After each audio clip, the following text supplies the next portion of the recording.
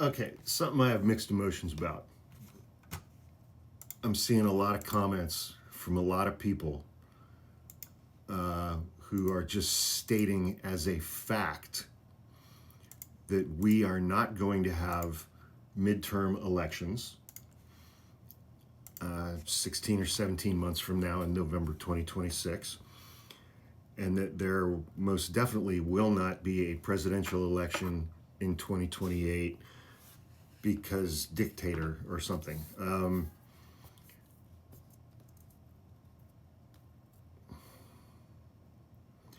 My mixed emotions.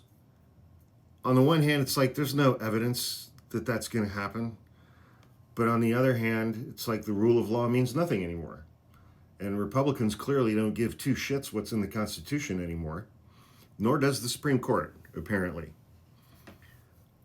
And so it's like, then I saw an interview that Joy Reid was doing, which is kind of the position that I'm leaning towards right now, saying that it's insane to assume that we're going to have normal elections in 2026 and 2028.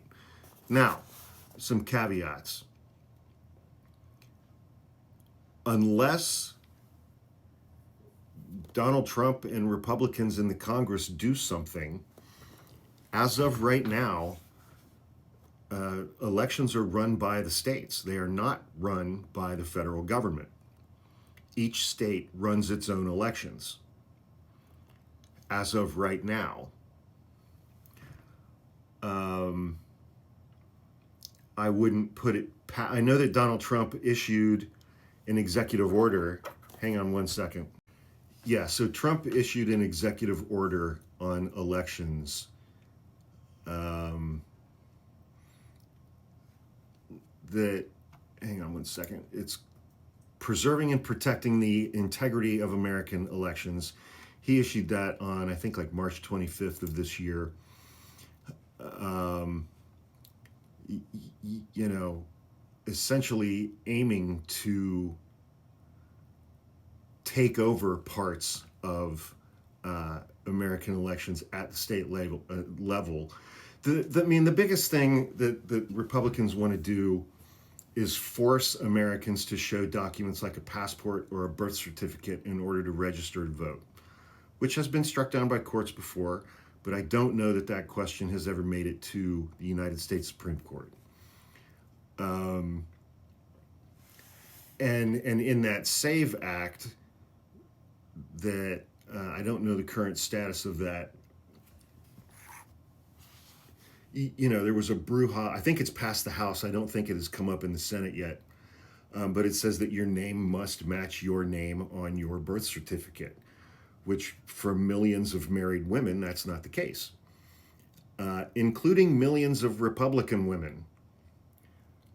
And so there's going to be a fix for that, or it's not going to be fully enforceable in that form, assuming that it does pass, because Republicans aren't going to disenfranchise the 52% of female voters in the United States who voted for Donald Trump.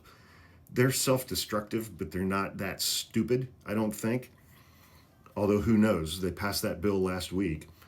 But fortunately for them, their voting base are, without question, the stupidest, most gullible segment of our population that this country has ever been saddled with.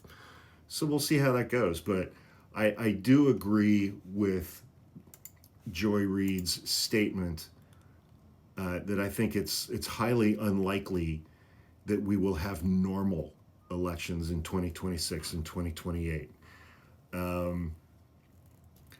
on the flip side, it's like, I don't think Donald Trump gives a shit if Democrats take back the House in 2026.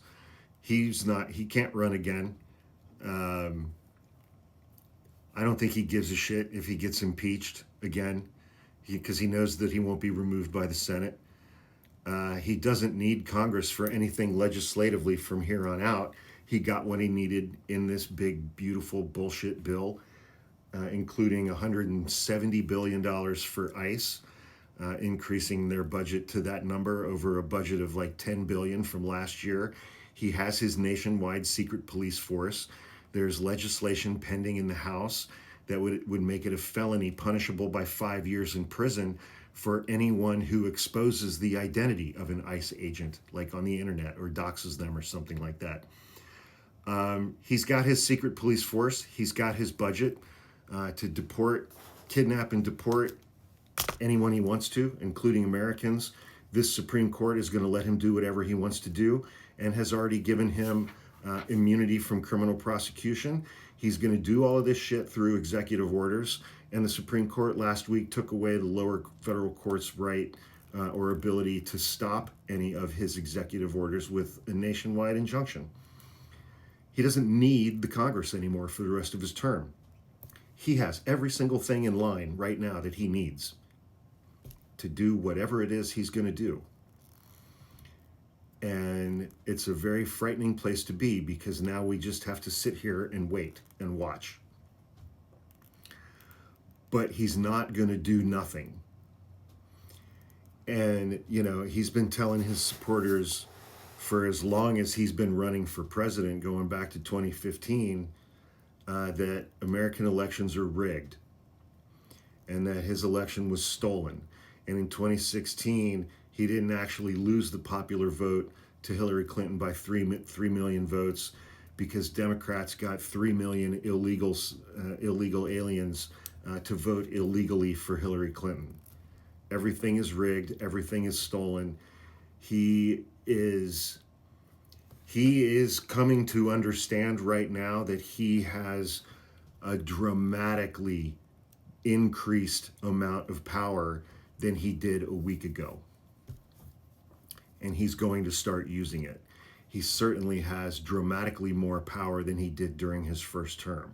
And he's going to start using it at a highly accelerated pace.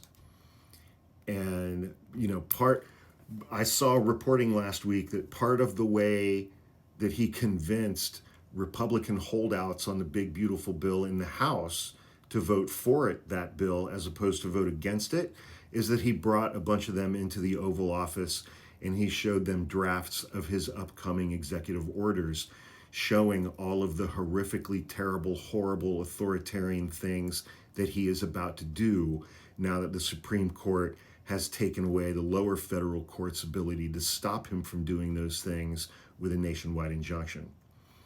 All of those executive orders are now going to be bolstered by the fact that that bill became law, and he has $170 billion for the next 4 years for his little secret police force, ICE. And it's going to be, in very short order, it's going to become a felony punishable by 5 years in prison for anybody who exposes the identity of an ICE agent online. He has everything he needs in place right now. And he is going to start doing dramatically worse things at a dramatically higher pace. Thank God we have Chuck Schumer and Hakeem Jeffries.